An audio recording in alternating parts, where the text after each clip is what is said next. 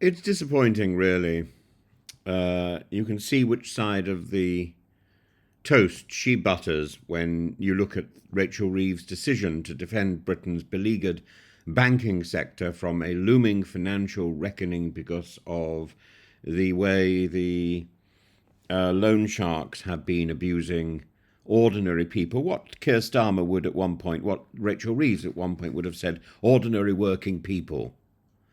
On the surface, this might appear a noble act of economic stewardship, but peel back the rhetoric, and what we find is real working class motorists left in the cold while the banking elite toast their rising share prices and feel lucky.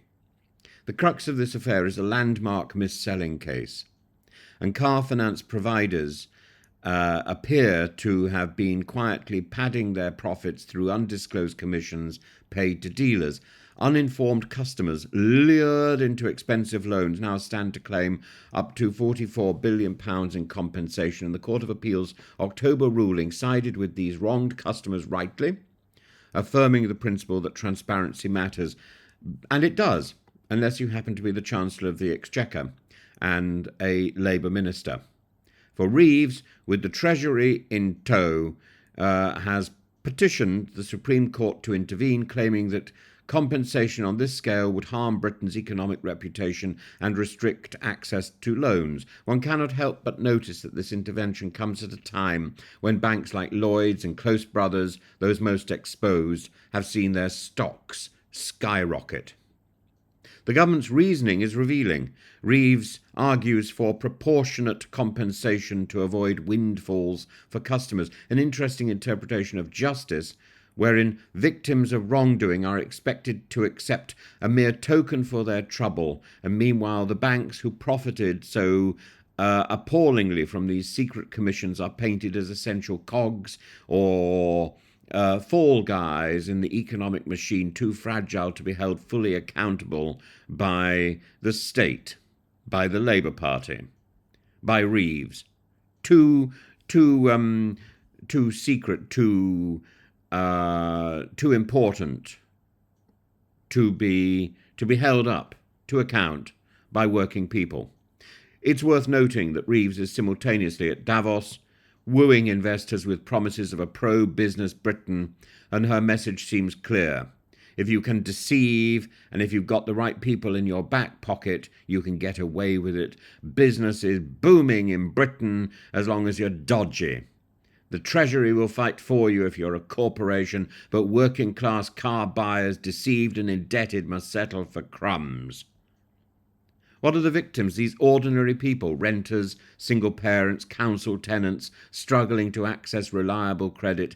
Some were lured by unscrupulous lenders who exploited their vulnerability, piling debt upon debt until repayment became impossible.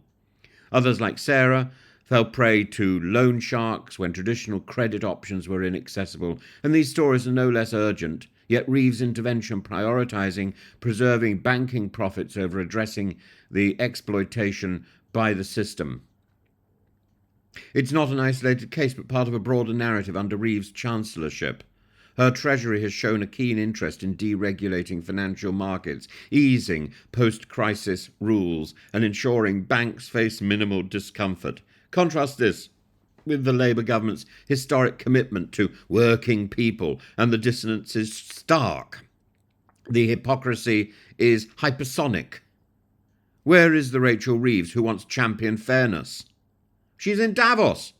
Perhaps she traded her principles for the promise of economic growth, as defined by shareholder returns. Perhaps she's picked up even more of infection from the Liz Truss image. The ramifications extend beyond the courtroom. By siding with banks against customers, the Treasury risks cementing the perception that Britain's financial system is a game rigged in favour of the powerful. It also sets a dangerous precedent. If public outrage over corporate malpractice can be nullified by government intervention, if the government can simply overrule the courts, what incentive remains for accountability? What is the place of law in our society if the government can overrule the courts?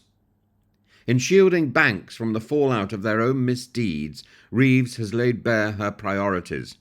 Not the renters, not the single mothers, not the countless others facing the sharp end of financial inequality, not the workers, but the interests of institutions that view fines and compensation as inconvenient line items.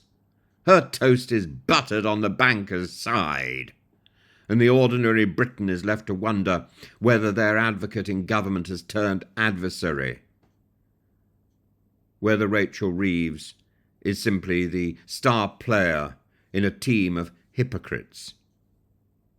I hope that the Supreme Court, unburdened by the Treasury's lobbying, chooses to prioritise justice over expediency. For if Reeves' intervention succeeds, I hope it won't be just the motorists who lose, it will be the integrity of Britain's financial system. It will be the integrity of Britain's legal system, which is under great stress at the moment. Yes, our legal system isn't great, but Rachel Reeves' proposals are going to make it even worse. I could not be more shocked, appalled, and dismayed by this revelation. I don't want to be here, bluntly. I don't want to be here. I feel dirty in the sight of these horrible, horrible people who say one thing and do another. And yes, I've criticised the Conservative ministers. I've criticised individuals a great deal over the last few years, but I will equally. I'm equally not afraid to criticise the Labour Party. I didn't vote for the Labour Party, and perhaps that's given me a little bit of pause. But believe me, I won't stay quiet in the face of this sort of mammoth hypocrisy, this mammoth obscenity. And Rachel Reeves is one of the figureheads of that. And yes, it's easier to mock Kemi Badenoch, who says, "Everything's going wrong! It's a disaster!" Or Liz Truss. Or Matt Hancock locked in his stationery cupboard. "Oh, let's make that stationery cupboard move!" But mock not. No, I don't obey Frankie Howard's injunction. I will mock, and I will mock, because these people are wrong.